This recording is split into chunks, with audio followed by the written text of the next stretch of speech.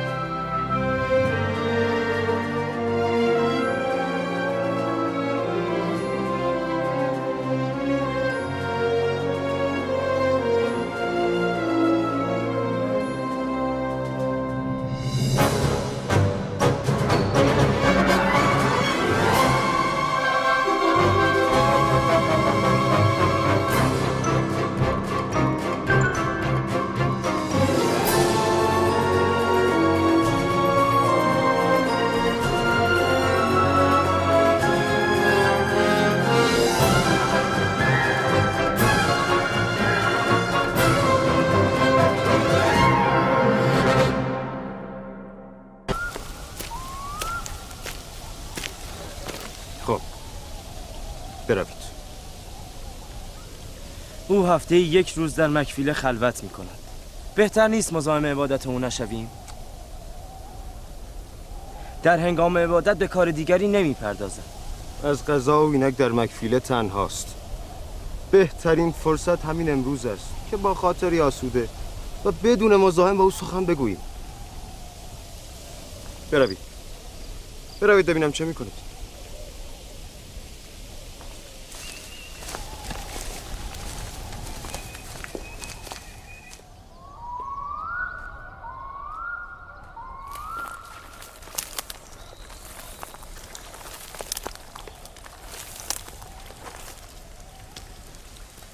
سلام پدر. سلام پدر. سلام فرزندانم. میبینیم با معبود خویش خلوت کردیم. آیا ما را نیز دعا میکنیم؟ برای شماها همیشه دستم به درگاه خداوند است. اینجا چه میکنید؟ میدانید که امروز به کار دیگری نمیپردازم. آمده ایم اجازه بگیریم که یوسف را با خود به صحرا ببریم. چه شده؟ چرا به این فکر افتاده اید؟ دلیل خاصی ندارد. دوست داریم یوسف را با خود به صحرا برده تا هم کمی بازی و تفریح کند، هم به او رموز کاردانی و گله‌داری را بیاموزیم. اینک دوران کودکی و بازیگوشی یوسف است. بزرگتر که شد او هم مثل شما به صحرا خواهد آمد. قول می‌دهیم مواظب او باشیم. آری پدر، قول میدهیم. هنوز زود است. بعداً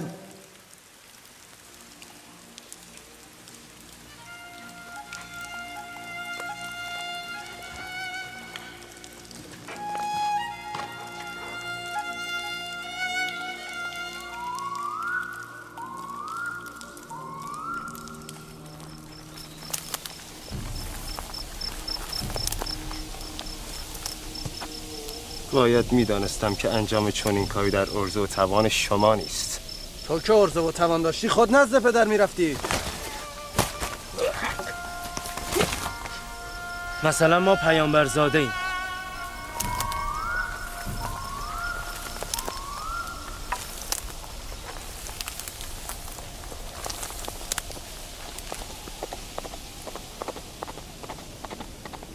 من میدانستم که جز کشتن یوسف راهی نیست.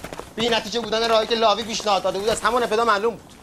پدر هیچگاه یوسف را از خود دور نمی کند. شما که نمی توانید یوسف را در حضور پدر بکشید. می توانید؟ در هر حال ابتدا باید یوسف را از پدر جدا کنید، آنگاه چاره‌ای برای او بیاندیشید.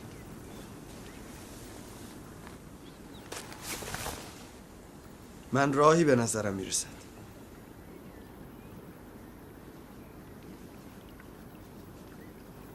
تنها کسی که میتواند پدر را متقاعد کند که یوسف را همراه ما به صحرا بفرستد خود یوسف است.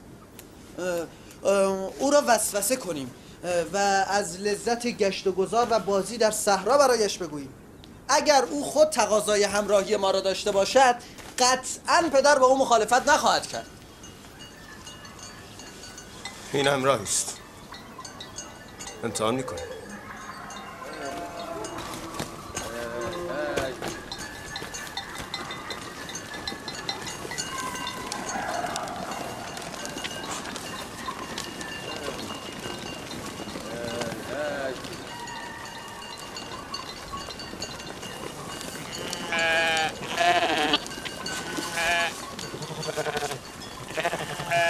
تو دوست داری همیشه اینجا در خانه بمانی و با بنیامین و دینه بازی کنی؟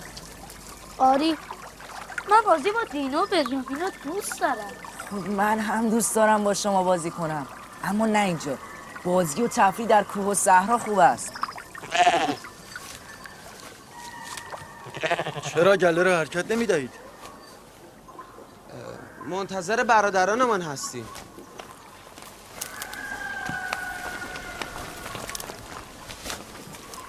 شماها امروز به صحرا نمی روید؟ همکنون حرکت میکنیم. آماده ایم اجازه بگیریم امروز یوسف را هم با خود ببریم. چرا اجازه نمیدهید یوسف با ما به صحرا بیاید؟ تا هم کمی به ما کمک کند و هم کمی تفریح و بازی کند. دشت همه جایش زیبا و پر از ریاحین است. تا به حال تمشک خورده ای؟ نه، چگونه است؟ بسیار خوشمزه است و من خیلی دوست دارم. تا به حال چشمه های جوشان و نهرهای روان دیده ای؟ حقیقت این است که یوسف مادر ندارد. به خواسته مادرش نگهداری از او خب دهی نیست به گردن من. در ثانی پدر مادران موظفند بیشتر مراقب بچه‌های کوچک خود باشند. مردم ما را ملامت میکنند که مگر پدرتان به شما اطمینان ندارد که یوسف را با شما همراه نمی کند؟ لااقل بگذارد امروز را با آنها باشد تا نیش و کنایه مردم فروکش کند. او طفلی بیش نیست و من به او عادت کردم. اگرچه رفتن به صحرا و کار و تلاش برای او مفید و سازنده است، اما هنوز دویدن به دنبال گله برای او زود است. ولی ما کوچکتر از یوسف بودیم که به صحرا می رفتیم. شما که تنها نرفتید. من به تدریج یوسف را نیز همچون شما به صحرا خواهم آورد و به تلاش وادار خواهم کرد. اما تنها فرستادن او اصلا صحیح نیست. ما هم می توانیم به او کار و تجربه بیاموزیم. و هم به عنوان برادر بزرگتر ناصح و دلسوز او باشه. من هم دوست دارم یوسف رشد کند، با تجربه و کاردان شود. اما او کودک است، دلبسته محبت من و دل مشغول خانه می باشد. هنوز با شما نیامده تقاضای مراجعت خواهد کرد و بهانه مرا خواهد گرفت. آنچنان او را به بازی و شادی مشغول کنیم که اصلا به یاد شما خانه هم چه نیفتد. کیفی دارد خوردن از آب چشمه و بازی در آب نهر. تمام برادران با یکدیگر بازی میکنیم و تفریح میکنیم و کشتی میگیریم. غذایمان شیر داغ است و گوشت بریان. ما احساس میکنیم که پدر به ما اطمینان ندارد. من به شما اطمینان دارم، به گرگ‌های صحرا اطمینان ندارم. به ایمان دارم شما سرگرم بازی و مشغول کار شوید و از یوسف غافل بمانید و گرگ او را بخورد. چون در خواب دیدم که گرگ‌ها کودکی را دنبال می‌کردند. این دیگر از آن بهانه‌است پدر. خوب بود شما خود شاهد کشتن آن گرگ بودید. اگر گرگ یوسف را بخورد، پس ما 10 جوان برومند به چه کار میاییم؟ یعنی ما آنچنان زبون و ناتوان شده ایم که نمیتوانیم برادرمان را از خطر حمله گرگ حفظ کنیم. پدر، منو با برادرانم به صحرا گردش میفرستی؟ پسرم تو هنوز کوچکی، باید با همسن سالای خودت بازی کنی. ولی پدر من دیگه بزرگ شدم. دوست دارم با برادران بزرگتر از خودم بازی کنم. اجازه دهید با آنها به صحرا بروم. این را چه میگویید پدر؟ یوسف خود نیز مشتاق همراهی با ماست. آری پدر، اجازه دهید یوسف با ما به صحرا بیاید. خواهش میکنم پدر، خواهش میکنم اجازه دهید با برادرانم به صحرا بروم. پدر، خواهش میکنم.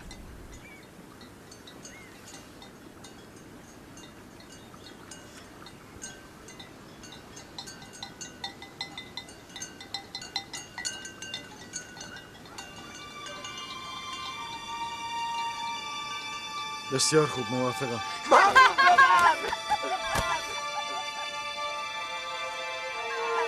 درود بر تو پدر. سپاسگزاریم. بسیار خوب یوسف. برویم. صبر کنید. باید یوسف را آماده کنم. باشه. بیا پسرم، بیا.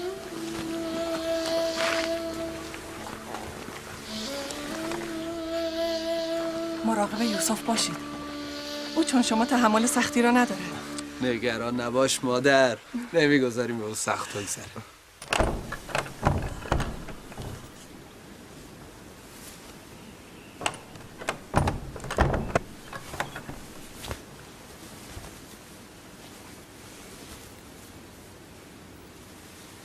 از برادرانت دور نشو. از خودت مراقبت کن فرزندم. این پیراهن را هم بپوش.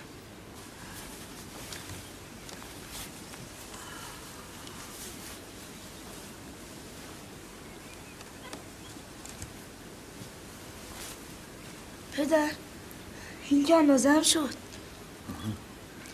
این پیراهن از بهشت برای پدر بزرگم ابراهیم آمده. ابراهیم خلیل الرحمن این پیراهن را به پدرم اسحاق داده. ایشان نیز به من سپردند و همینک به تو رسیده. دور نکن. همه جا تو را به سلامت خواهد داشت.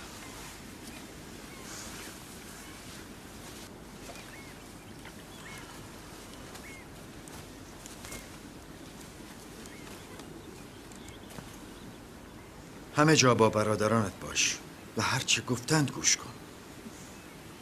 برویم پسرم. خب یوسف هم آمد. برویم. یوسف. من هم تا بیرون شهر با شما میام. بسیار خوب. برویم.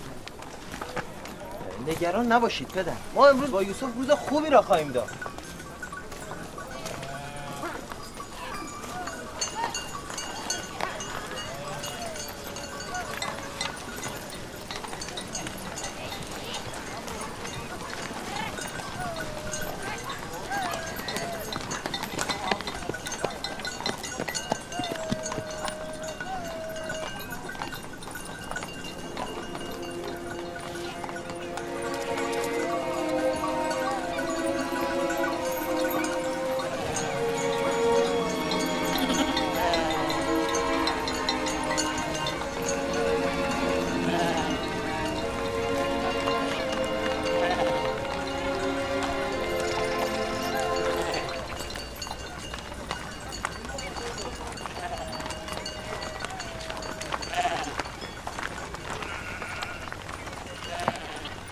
برادرانت خیرخواه و دلسوزتانند.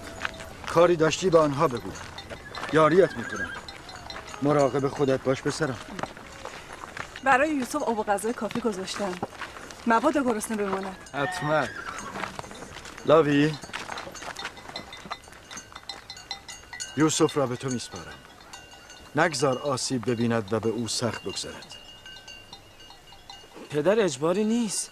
اگر خیلی نگران هستید اجازه ندهید یوسف بیاید. نه مانعی نیست. او را ببرید. اما مراقبش باشید. من از طرف خود و برادرانم به شما اطمینان میدم که غروب یوسف را شاد و خندان نزد شما بازگردانم. برویم یوسف. برویم. یوسف گله را حرکت دهید. برویم یوسف.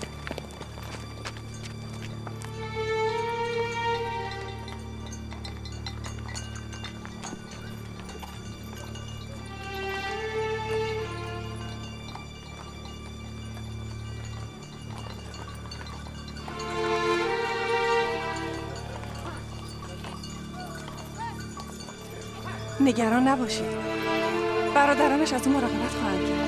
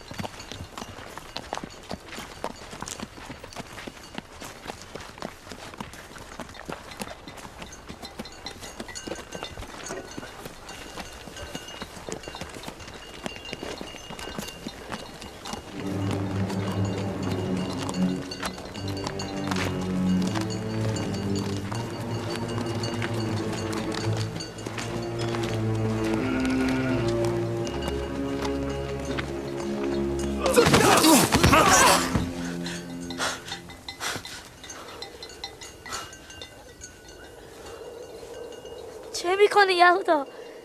زانویم درد گرفت. این چه جور بازی است؟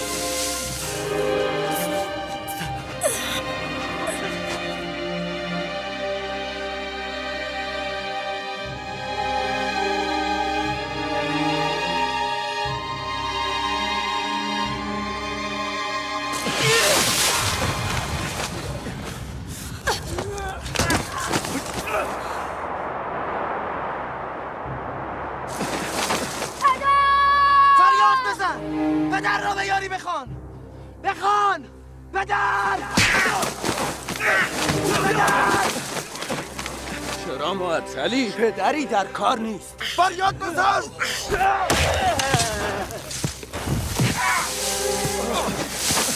تو به امروز جز مهر و محبت پدر ندیده بودی. دیده بودی؟ همه علاقه و توجه پدرمان اسرائیل فقط برای تو بود. گناهم چیست؟ چرا مجازاتم میکنید؟ برخیز ببینم. تو میخوایی از ما بهتر باشی؟ این آرزو را به گور خواهی بود. ما تو را زنده نخواهیم گذاشت. پدری که از ما گرفتی کجاست؟ صدایش کن. بگو به فریادت برسد. ما همه فرزندان اسرائیل هستیم. تنها تو نیستی. پدری که دامان او جایگاه امن تو بود کجاست؟ بگو کجاست؟ باز هم شیرین زبانی کن. از خواب باید بگو. چرا نمیگویی ستارگان رویایت را یاری کنند تا؟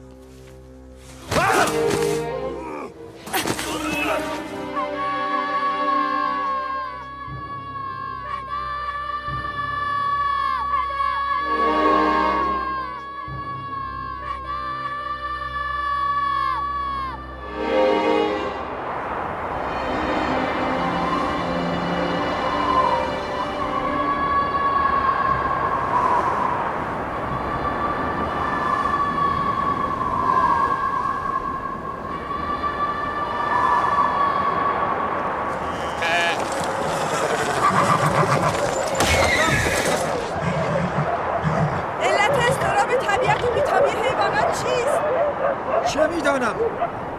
به یک باره چه اتفاقی افتاده؟ این دیگر چیست؟ چنین طوفانی را ندیده بودم. برخیز به داخل برویم. عجله کن.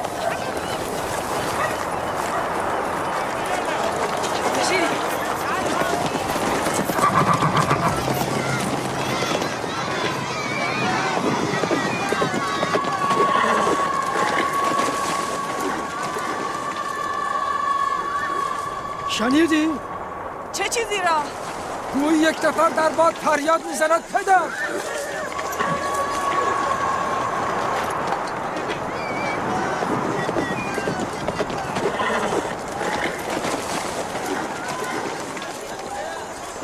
من یه چیزی نمیشنوم. عجیب است.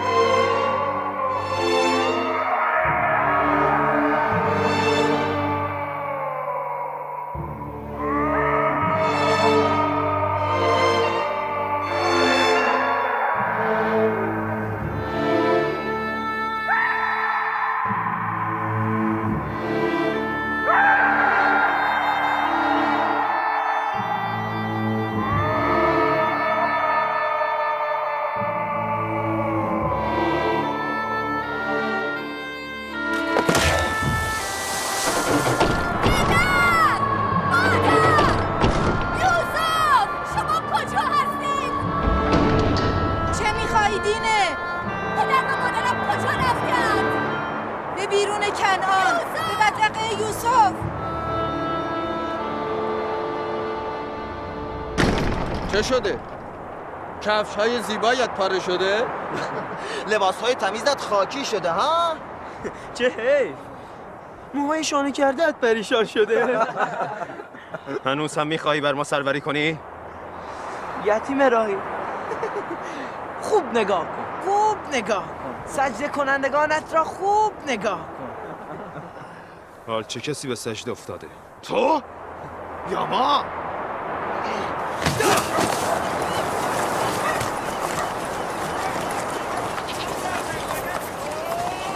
پدر! یوسف کجاست؟ به همراه برادرانت به صحرا رفت. چرا گذاشتی برود؟ من چند بار شاهد کینه‌توزی‌های برادرانم با یوسف بودم. چرا اجازه دادید؟ نگران نباش دخترم. او خود دوست داشت که با برادرانش به تفریح و گردش برود. مگر شما او را دوست نداشتید؟ چرا دوست دارم، اما برادرانت اصرار کردند و من برای جلب اعتماد آنان چاره‌ای جز موافقت نداشتم. خیلی نگرانم. دست خودم نیست. من خوابهای پریشان دیدم. یوسف در جای تاریکی بود و مدام گریه می‌کرد. من به فرزندانم اطمینان دارم. آنها یوسف را به سلامت باز می‌گردانند. اما من تردید دارم. بال چه کسی به خاک افتاده؟ تو؟ یا ما؟ بگو به سجده کنندگانت همان ماه و ستاره ها به یاریت بیایند.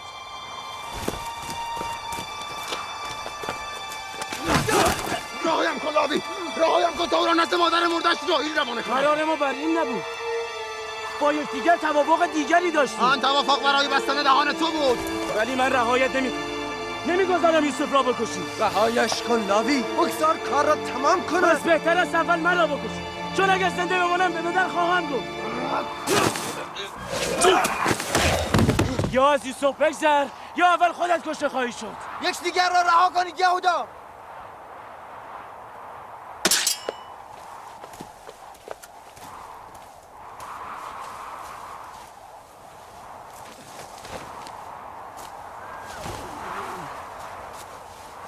تو نگذاشتی کار را تمام کنم. یک روز پشیمان میشد. میدانم که خداوند هیچ کام ما را نخواهد بخشید. من از تو پوزش میخواهم. لاوی را ببخش. به خداوند سوگند تصور نمیکردم با تو این چنین کنم.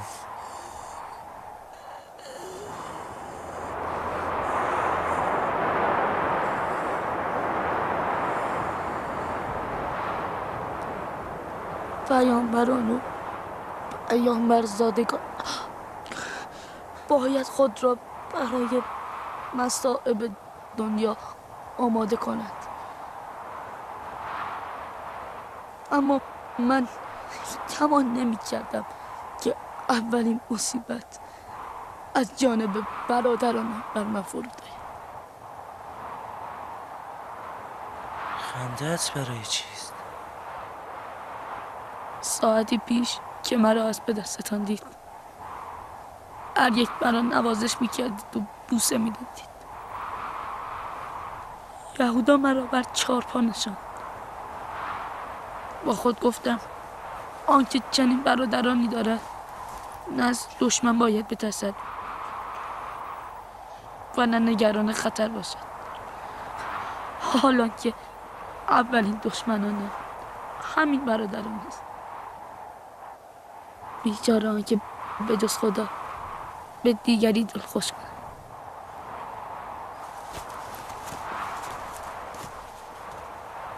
ببینم میخوایی با این چه کنی؟ معلوم است نزد پدر باز میگردم. این که خیال خامی است.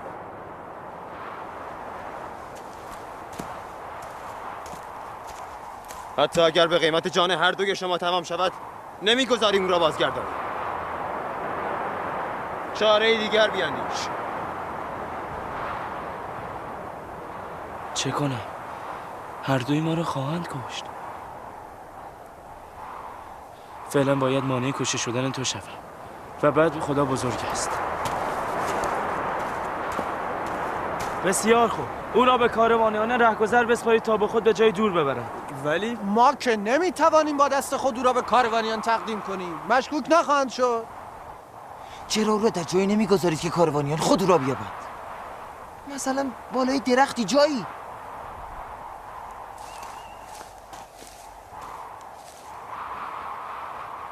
بهتر است درون چایی پنهان کنید تا کاروانیان به هنگام کشیدن آب او را بیابند و با خود ببرند. چای آب شوش. در نزدیکی اینجا چاهی میشناسم که کاروان تجاری مردم حجاز از آنجا عبور میکند. اگر او را در آنجا بگذاریم زود پیدایش میکنند. ها؟ بسیار خوب، برویم. دان، نفتالی، گله را حرکت دهید.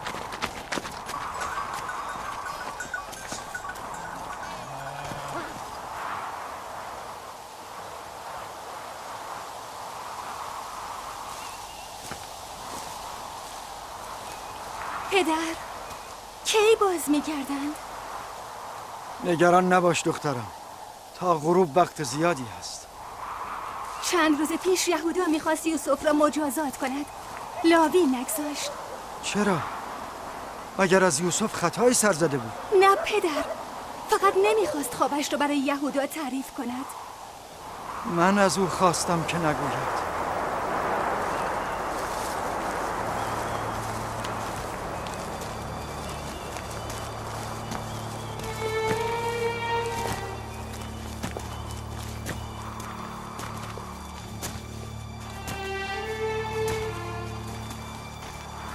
چه شد؟ چرا نمیرسیم؟ در این نزدیکی چاه بود. شما به کجا میروید؟ میخواهی تا یوسف را از چاه در آوردن اون حقیقت را به کاروانیان بگوید و آنها او را نزد پدر ببرند؟ چاه هرچه دورتر باشد بازگشت او غیر ممکن‌تر است. رسیدیم، چاه آنجاست، کنار آن تک درخت.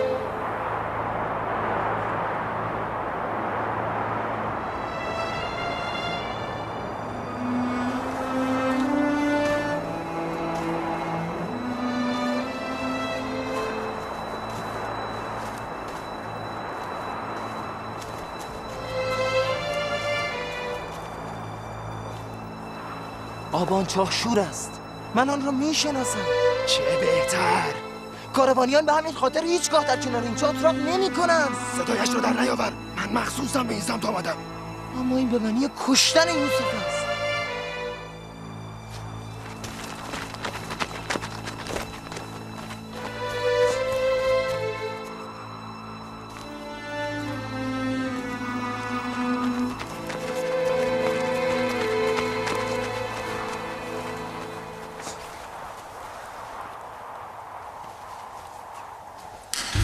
خیلی عمیق است. مانعی نیست. جاد، اشیر، تنها پایی که برای بستن علوفا بار 4 پا آورده این بیاورید. اگر به هم بسته شود بلند خواهد شد.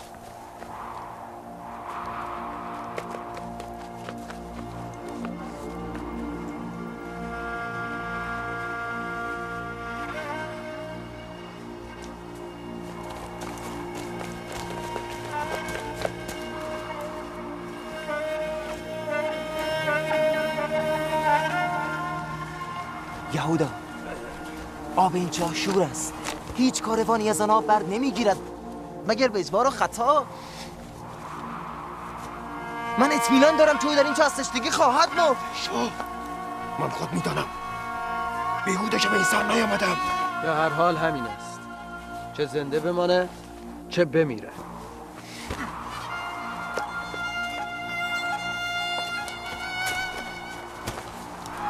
بیا. کاری با او نداشته باش. من خودم این کارو خواهم کرد. مرا ببخش. کاری از من ساخته نیست.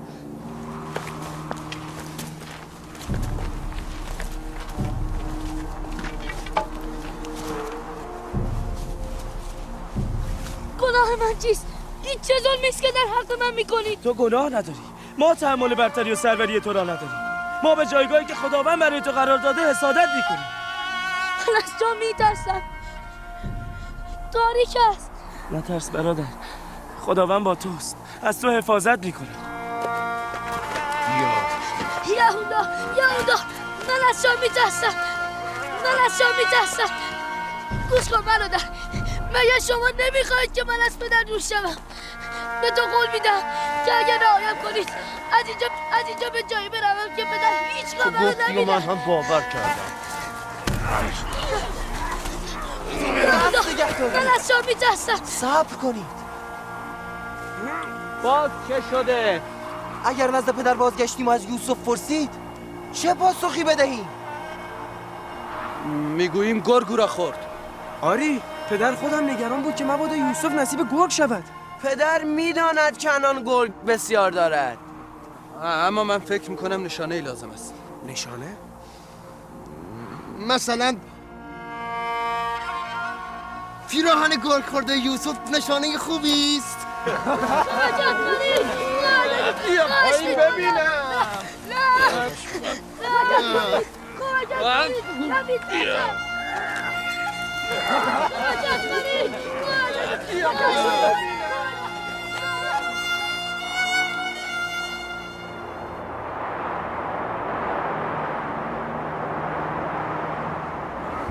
صبر کنید، خواهش میکنم. مولوی کاری دارم. نبی دست نگه دارید ببینم چه میگوید. بیهوده وقت تلف نکن. برو پایین. شما که اون رو در چاه خواهید انداخت. چند لحظه دیرتر یا زودتر چه تفاوتی داره؟ بگذارید ببینم چه میگوید. بگو چه میخوایی برادر؟ میخواهم با تو تنها سخن بگویم. اگر نشینی چه گفت؟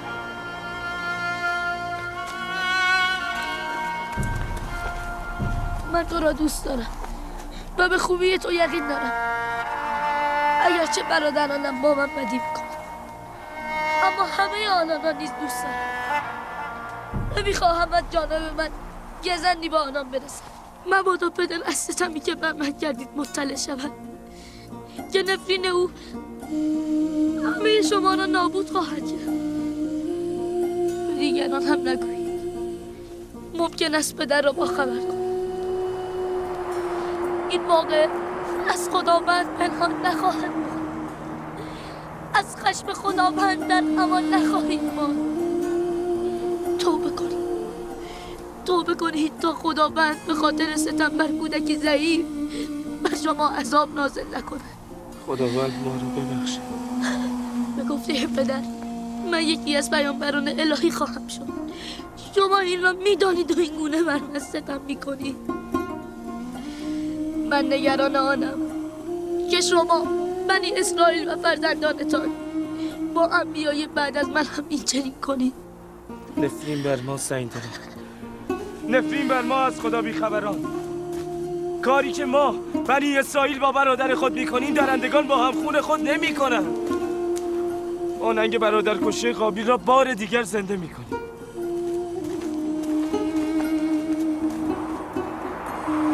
چه شده؟ چرا معطل میکنید؟ بیایید ببینم.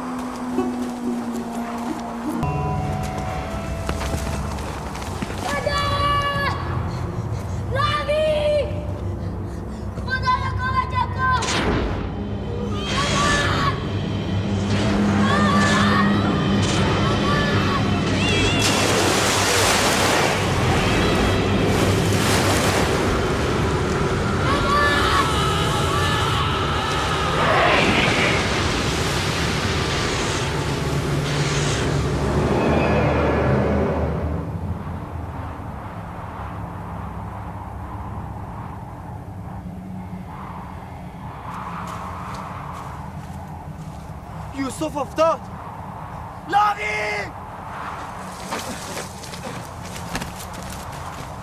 یوسف! یوسف!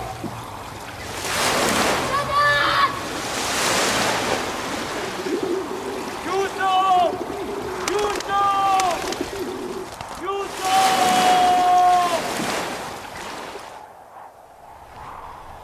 صدایش قطع شد. چه شده؟ مگر همین را نمیخواستید؟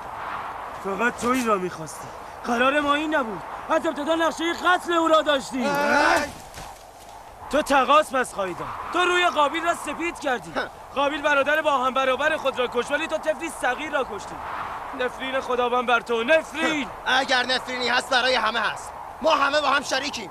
شما هم در این کار مقصرید. پس بیهوده ادا یک برادر فداکار را برای من در نیاورد.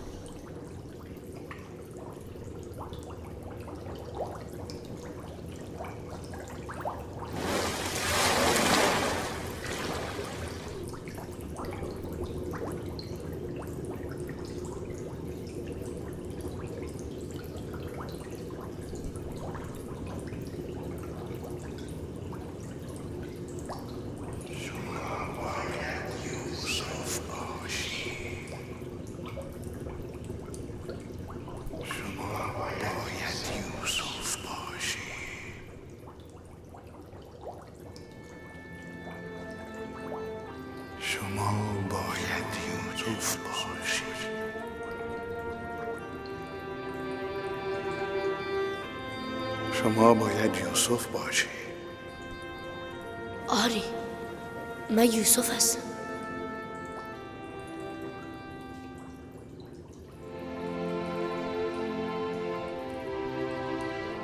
میدانستم.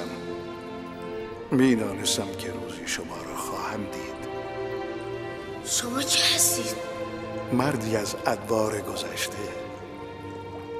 از دل تاریخ. مرا از کجا میشناسید؟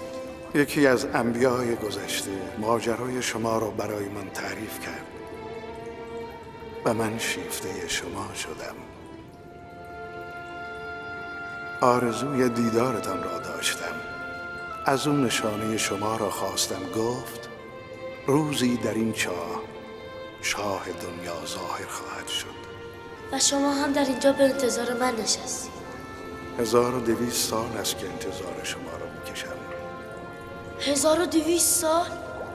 آری، منتظر یک نجات دهنده، پیامبری که وعده آمدنت را داد. گفت برو درون چاه دنیا بنشین، یک روز یوسف خواهد آمد و امروز آن روز موعود است. من هم از دیدار شما خوشنودم. من حضور همه انبیا را درک کردم و هر یک تو را پیامی دادند. هود نبی می گفت یا یوسف تو دادگری، داد ستم دیدگان بستان. صالح نبی می گفت یا یوسف کنیه تو هم نام من است، به احقاق حقوق بندگان برخیز. یونس نبی می گفت تو وارث همه انبیای گذشته‌ای، بر آرزوی آنان جامعه عمل می‌پوشان. آرامش و نجات خواهی یافت.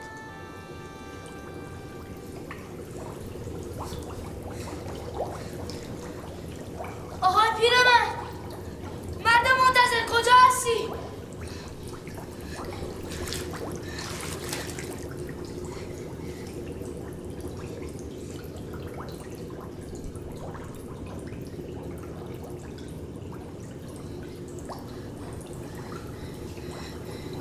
نکنت خواب میدیدم. طوفان خوابید. تا کی میخواهید اینجا بمانید؟ نمیرویم؟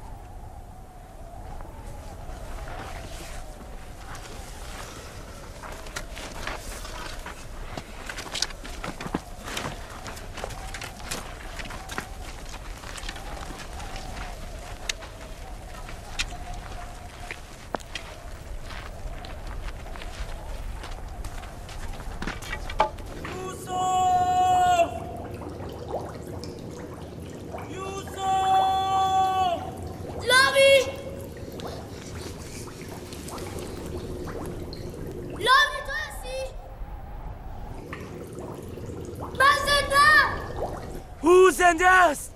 یوسف زنده است!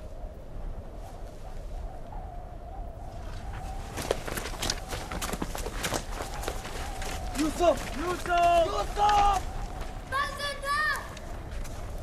من زنده! خیالتان که راحت شد. پس چرا ایستاده اید؟ برویم! نمیشنوید؟ برویم دیگر! نگران شده بودیم مبادا غرق شده باشی. چرا پاسخ نمیدادی؟ من خود نیز نمیدانم چگونه نجات یافتم. منو بیرون بیاورید. من میترسم. اینجا تاریک است. نمیتوانم. برادران سنگدل و نامهربانت نخواهند گذاشت. مجبوری تحمل کنی. به خداوند توکل کن. دیر وقت است. ما باید برویم. ولی من به زودی باز میگردم و برایت غذا و آب میآورم. نگران نباش. نگران شوری آب نباش. برایت آب شیری میآوریم. پس شما از ابتدا قصد کشتن او را داشتید و میدانستید آب این چار شور است و هلاک خواهد شد. میدانستم، اما یهودا نگذاشت که بگویم. برویم دیگر. راه طولانی است.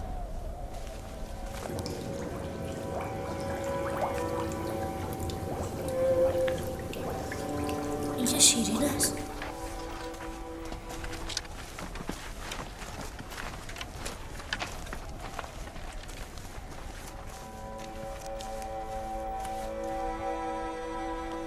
فرزندان اسرائیل رفتن.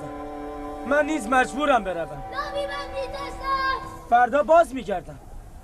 امشب را باید تحمل کنی. لاوی روبی شمو